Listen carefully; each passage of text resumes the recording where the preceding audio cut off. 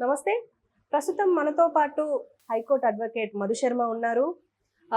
మనం రీసెంట్‌గా ఒక వీడియో చేసాం. అందరూ చూసిందే. అది అమ్మాయిలు అబ్బాయిల్ని మోసం చేస్తున్నారా? బ్లాక్‌మెయిల్ చేస్తున్నారా? అనే దాని మీద చాలా కమెంట్స్ వచ్చినాయి. ఆ కమెంట్స్‌లో కొన్ని ర్యాండమ్‌గా కమెంట్స్ తీసుకొని సార్‌తో విశ్లేషిద్దాం. అంటే సార్ కూడా దాని గురించి కొన్ని చెప్తారు. సో, సార్‌తో మాట్లాడదాం. నమస్తే సార్. నమస్తే. సార్ ఇంకొక కామెంట్ ఏంటంటే, ఇది కూడా ర్యాండమ్‌గానే exactly sir contact based love అంట. Contract based love. Contract based love. ఇందులో ఏం లేదు. కాస్ట్లీ ఐటమ్స్ అన్ని తెప్పించుకోవడం. తర్వాత ఈవిడ విన్నది. ఈవిడ ఒక లేడీ ఒక బ్యూటీ పార్లర్ నడుపుతుంది. అందులో ఈవిడ ఆ అమ్మాయికి మరి ఏంది కాంట్రాక్ట్ బేస్డ్ అంటే మరి పెళ్లి చేసుకుంటే పెళ్లి అంటే చిరాగ్గా అని చెప్పేసి పాష్‌గా చెప్పిందంట. అండ్ మాది 18 months కాంట్రాక్ట్ కాబట్టి ఆ తర్వాత ఎవరి దారి వారిది అని చెప్పేసి ఇది 2017లో విన్నారట ఈవిడ. అండ్ ఆ తర్వాత ఆవిడకి మన గిఫ్ట్లు ఏమైనా ఉన్నాయా అందులో? గిఫ్ట్లు ఉన్నాయి. Gold bracelets, AirPods, Apple వాచ్లు, ఐఫోన్లు అండ్ చాలా ఉన్నాయి ఇందులో. అంటే మోస్ట్లీ కాస్ట్లీవిగా ఏవి కాస్ట్లీగా ఉంటే అవి తెప్పించుకోవడం. ఈవెన్ మేకప్ కూడా వాళ్ళతోనే, షాపింగ్ కూడా వాళ్ళతోనే. మనం ఆల్రెడీ మూవీస్లో కూడా చూస్తున్నాం అనుకోండి. ఆ తర్వాత ఆవిడకి వాళ్ళ స్టాఫ్కి చెప్పిందంట, ఆవిడకి అపాయింట్మెంట్ ఇవ్వకండి, ఆవిడని చూసి ఇంకా చాలా మంది ఇన్ఫ్లుయెన్స్ అవుతారు మన దగ్గర అని చెప్పేసి. అంటే ఇలాంటివి కూడా జరుగుతున్నాయా అంట. జరుగుతున్నాయా కాదు, ఉన్నాయి. యాక్చువల్గా ఎక్కువ శాతం ఇవే ఉన్నాయి. దీన్ని కాంట్రాక్ట్ బేస్డ్ లవ్ అంటాం కన్నా కాంట్రాక్ట్ బేస్డ్ లస్ట్ అంటాం బాగుంటుంది. Maybe these are all coming out from the lust. ఇవన్నీ ఎక్కువ ఎక్కడి నుంచి వస్తున్నాయి అంటే లస్ట్ నుంచి వస్తున్నాయి. ఈ లస్ట్ ఇవాళ జనరేషన్కి బాగా ఎక్కువ డెవలప్ అయిపోయింది. అంటే inter course before the marriage అనేది ఏమవుతుంది? What happens?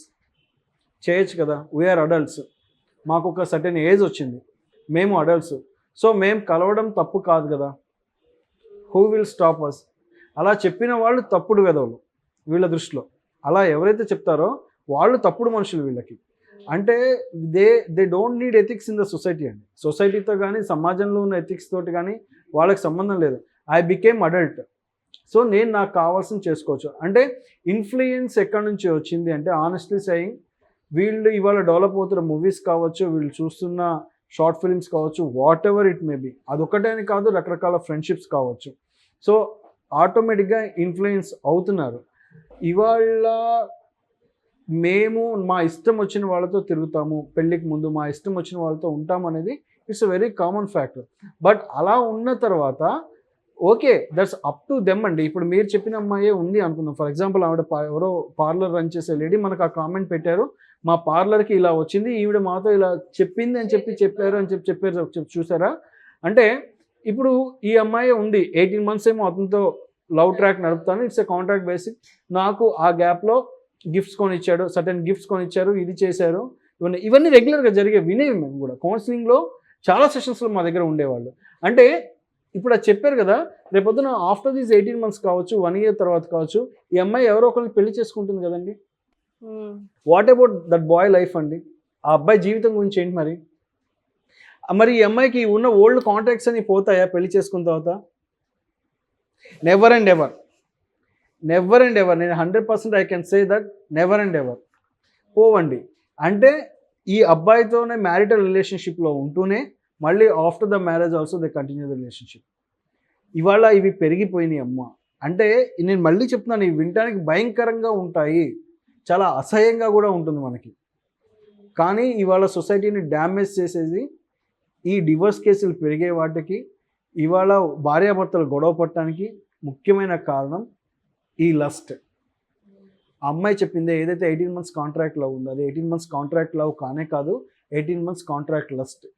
తర్వాత ఆ అబ్బాయితో ఉండలేక, పెళ్లి చేసుకున్న అబ్బాయితో నేను ఉండలేక, ఎవరైతే ఫ్రెండ్స్ ఒకవేళ పరిచయం అయి ఉండదు. ఇంకొక విషయం చెప్తున్నాను, అంతకుముందు పరిచయమైన ఫ్రెండ్స్ చాలా మోడర్న్గా పాష్గా ఉండి ఇదిగా ఉండి, పెళ్లి చేసుకున్న అబ్బాయి కొంచెం ఆర్థోడాక్స్గా ఉంటే నాట్ కంపాటబుల్ అండి. ఈ అమ్మాయి అస్సలు కలిసి ఉండలేదు, ఖచ్చితంగా కలిసి ఉండలేదు. పైపెచ్చు నాకు అవసరం లేదని చెప్పేసి 3 నెలలకి డివోర్స్కి వచ్చేసి, 3 నెలలు కూడా ఆగరు అలాంటి వాళ్ళు. ఖచ్చితంగా నెలకే గొడవలు పట్టడం, పెట్టేవేళ సర్దుకోవడం, పుట్టింటికి వెళ్తున్నాం అని చెప్పడం, మేము ఇంకా కలిసి ఉండమని చెప్పేసి పెద్ద సీన్ క్రియేట్ చేయడం, గొడవ క్రియేట్ చేయడం, అక్కడ నుంచి వెళ్ళిపోవడం. Later on they will file the number of cases, పిచ్చి పిచ్చి కేసులన్నీ ఫైల్ చేయడం, వాడి దగ్గర నుంచి ఎంతో కొంత మనీ ఎక్స్ట్రాక్ట్ చేయాలి. తర్వాత మళ్ళీ ఆగుతారంటే తర్వాత ఇంకోటి బకరా దొరుకుతాడు పెళ్లి చేసుకోవడానికి. అందుకే ఇవాళ చెప్తున్నాం, తెలియని ఇవాళ మ్యాట్రిమోనీ వెబ్సైట్స్ నుంచి వచ్చే సంబంధాలు కానీ, లేదా మనకి సోషల్ మీడియా ప్లాట్ఫామ్స్ నుంచి పరిచయమైన సంబంధాలు కానీ, అన్నోన్ సోర్సెస్ నుంచి వచ్చిన సంబంధాలు ఉన్నప్పుడు ఖచ్చితంగా pre marital counselling is necessary. Okay. ఇవాళ ప్రీ మ్యారిటల్ కౌన్సిలింగ్ అంటే పెళ్ళికి ముందు కౌన్సిలింగ్ అవసరమా అంటే, పెద్దవాళ్ళు అంటే ఏదో కౌన్సిలర్ దగ్గరికి మాలాంటి వాళ్ళ దగ్గరికి రమ్మని చెప్పం, కనీసం పెద్దవాళ్ళైనా, ఇంట్లో పెద్దవాళ్ళైనా పూర్తిగా తెలుసుకొని పెళ్లి చేయండి, పూర్తి స్థాయిలో ఎంక్వైరీ చేయండి. ఏదో పైపైన అమ్మాయి సెటిల్ అబ్బాయి సెటిల్ అక్కడ చేస్తున్నారు ఇక్కడ చేస్తున్నారు, ఈ పిచ్చి తెలివితేటలన్నీ వాడద్దండి. చేయనీయరు, ముందు చేస్తే సంబంధం పోతుందని భయం. ఇవాళ సంబంధం దొరకడమే కష్టంగా ఉన్నాయి, ఇవాళ చేస్తే సంబంధం దొరుకుతుందని భయం. పూర్తి స్థాయిలో ఎంక్వైరీ చేసుకున్నాకే పెళ్లి చేసుకోండి. అమ్మాయి అయినా అబ్బాయి అయినా ఎక్కడ చదువుకున్నారు, ఏ హాస్టల్లో ఉన్నారు, ఎలా ఉండేవాళ్ళు, ఏమైనా హ్యాబిట్స్ ఉన్నాయా లేదా, ఫ్రెండ్స్ ఎవరైనా తెలుసుకోవాలి. ఎందుకని ఇదివరకు ఎంక్వైరీ చేసేవాళ్ళు, అటు 7 తరాలు ఇటు 7 తరాలు అనేవాళ్ళు కదా. తరాలే కాదు, చుట్టుపక్కల మనుషుల్ని ఆ ఊరికి వెళ్ళి ఎవరు ఎలాంటి వాళ్ళు తెలిసిన బంధువుల ద్వారా ఏంటి పూర్తి స్థాయిలో ఎంక్వైరీ చేసుకున్నారు. ఇవాళ సంబంధం అనేది ఎంక్వైరీ తగ్గిపోయింది. ఎంత ఆస్తిపరుడు, అబ్బాయికి ఎంత శాలరీ వస్తుంది, కారు ఉందా లేదా, హైదరాబాద్లో ఫ్లాట్ ఉందా లేదా, లేదా ఇంకో ఊళ్ళో సొంత ఇల్లు ఉన్నాయా లేదా, భూములు ఉన్నాయా లేవా, ఇవి తప్ప క్యారెక్టర్ ఎలాంటిది, మనిషి ఎలాంటి వాడు అని చూసేవి తగ్గిపోయింది. 100% తగ్గిపోయింది. ఇవాళ ఎంక్వైరీ చేసే వాళ్ళు లేరు, పెద్ద మనుషులు ఎవరు లేరు వాళ్ళ తరపున మాట్లాడడానికి. కాదు, ఎవరు ఈ పిల్లల తల్లిదండ్రులు ఎవరో సంబంధాలు చూస్తారు, they are busy at their jobs. ఈ తల్లిదండ్రులు కూడా వాళ్ళ జాబ్లో వాళ్ళు బిజీగా ఉంటారు. ఏదో మ్యారేజ్ బ్యూరో వాడికి ఇస్తాడు, వాడిచ్చి సంబంధం ఫైన్ అండ్ గుడ్ అంటే అయిపోయాయి. ఇంకొక నాకు వచ్చిన కేసెస్లో ఒక వెరైటీ కూడా చెప్తాను. అంటే అమ్మాయి అబ్బాయికి పెళ్ళైపోయిందండి, బట్ వాళ్ళు పెళ్ళికి ముందు జాతకాలు ఏవో చూపించుకున్నారు. యాక్చువల్గా మ్యారేజ్ బ్యూరోలో సెట్ అయిన సంబంధమే. ఆ మ్యారేజ్ బ్యూరో వాళ్ళు వీళ్ళిద్దరికీ సెట్ కావట్లేదని ఆ అమ్మాయి డేట్ ఆఫ్ బర్త్ టైము మార్చి ఇచ్చేసారు వీళ్ళకి. సో అలా ఏమైందంటే ఈ మ్యాచ్ సెట్ చేయడానికి వాళ్ళు చేసిన పని, ఈ మ్యాచ్ సెట్ చేయడానికి ఆ మ్యారేజ్ బ్యూరో వాళ్ళు చేసిన పని, ఆ అమ్మాయి date of birth time change చేసి వీళ్ళకి ఇచ్చారు. వాళ్ళు అమ్మాయి వాళ్ళు కూడా చెప్పలా. అలా వీళ్ళు జాతకాలు చూపించుకున్నప్పుడు మాకు వీళ్ళు కలుస్తారు, అమ్మాయి సంబంధం కలుస్తుంది, మేము పెళ్లి చేసుకోవచ్చు అని చెప్పేసి వీళ్ళు పెళ్లి చేసుకున్నారు. అసలు తర్వాత వాళ్ళిద్దరికి ఒక పెద్ద గొడవ సెట్ అవ్వలేదు అనుకోండి, అది వేరే విషయం. సో ఇది ఒక పెద్ద ఇష్యూ అయిన తర్వాత ఇది ఎక్కడ బయటపడిందంటే, ఈ అబ్బాయి ర్యాండమ్గా ఎప్పుడో ఆ అమ్మాయి 10th క్లాస్ సర్టిఫికేట్స్ ఏవో చూస్తున్నప్పుడు ఆ సర్టిఫికేట్లో డేట్ ఆఫ్ బర్త్ బయటపడింది. అంటే మాకు మ్యారేజ్కి ఇచ్చిన డేట్ ఆఫ్ బర్త్ ఇది కాదు కదా అని. With in the 3 months of marriage జరిగింది. అది చాలా పెద్ద గొడవ క్రియేట్ చేసింది వాళ్ళ మధ్యలో. అంతకుముందే వాళ్ళిద్దరికి సెట్ అవ్వలేదు, విత్ ఇన్ 1 monthలోనే చాలా డిస్ప్యూట్స్ అవి ఇవి వచ్చాయి. 3 monthsలో సెట్ అయింది. తర్వాత వాళ్ళకి కౌన్సిల్ చేసి కలుపుదామని ఎంత ట్రై చేసినా ప్యాచప్ అవ్వలేదు. దే వెంట్ ఫర్ డివోర్స్ అండి. అంటే ఎంత ఎక్స్టెంట్ చూడండి. అంటే పూర్తి స్థాయిలో మ్యారేజ్ బ్యూరో నుంచి కానీ, వెబ్సైట్స్ ఎక్స్క్లూజివ్లీ వాళ్ళ వెబ్సైట్స్ నుంచి వచ్చే సంబంధాలు కానీ నమ్మకూడదు. ఇంకోటి కూడా చెప్తున్నాను, ఇవాళ పిచ్చి పిచ్చి డేటింగ్ యాప్స్ అన్ని పెరిగిపోయినాయి. అన్నోన్ పర్సన్ని ఫ్రెండ్స్ చేసుకునే యాప్స్ పెరిగిపోయినాయి. వీటిల్లో ఎవరు పరిచయం అవుతారు, ఎవరు ఎలా ఉంటారో మీకు తెలియదు, క్యారెక్టర్ తెలియదు. వాళ్ళతో మాట్లాడతారు, వీళ్ళు పరిచయం అవుతారు, కొన్ని రోజులకే వీళ్ళని ఎక్కడికంటే అక్కడ తిరుగుతారు, రెస్టారెంట్స్ పబ్స్ తిరగడం వీళ్ళ బాధ్యత. తర్వాత వీడి దగ్గర నుంచి మనీ లూటీ చేయడం వాళ్ళ బాధ్యత. నేను ఇంతకుముందు వీడియోలో చెప్పినట్టుగానే సేమ్ ఏదైతే మెథడ్ చెప్పానో అదే వేలో వీళ్ళ దగ్గర నుంచి డబ్బులు గుంజుతారు. ఎట్టి పరిస్థితుల్లో వీళ్ళని వదిలిపెట్టరు. అంటే ఇక్కడ జాగ్రత్తగా ఉండాల్సింది అబ్బాయిలు ఉండాలి, అమ్మాయిలు ఉండాలి. బట్ కానీ ఇలాంటి ఏదైతే కాంట్రాక్ట్ లవ్ ఉందో, ఇలాంటి అమ్మాయిలు అబ్బాయిల జీవితాలతో ఆడుకుంటూనే ఉంటారు. ఇవాళ పెరిగిపోయినాయి.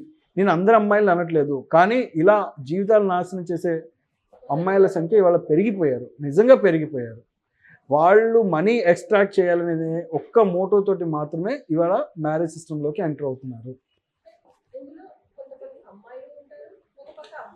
ఉంటారు, నేను ఒప్పుకుంటాను హారిక, అబ్బాయిలు ఉన్నారనే పదాన్ని నేను ఒప్పుకుంటాను. బట్ కానీ ఈ పర్సంటేజ్ ఇదివరకు ఎక్కువ ఉండేది, అది I agree with you. But ఇప్పుడు ట్రెండ్ చేంజ్ అయిపోయింది. అబ్బాయిలు మోసం చేసినా అమ్మాయిలు అంత సఫర్ అయ్యారా లేదని నేను చెప్పలేను, కానీ అవ్వలేదని చెప్తాను. బట్ ఇప్పుడు అమ్మాయిలు చేసే మోసాన్ని మాత్రం చాలా డ్యామేజ్, మానిటరీ లాస్ ఎక్కువ జరుగుతుంది అబ్బాయిలకి. ఆర్థికంగా చాలా నష్టపోతున్నారు, ప్లస్ మానసిక ప్రశాంతత కరువు అవుతుంది. సొసైటీలో వీళ్ళని డ్యామేజ్ చేయడానికి వాళ్ళు తీసుకునే స్టెప్స్ పెరుగుతాయి.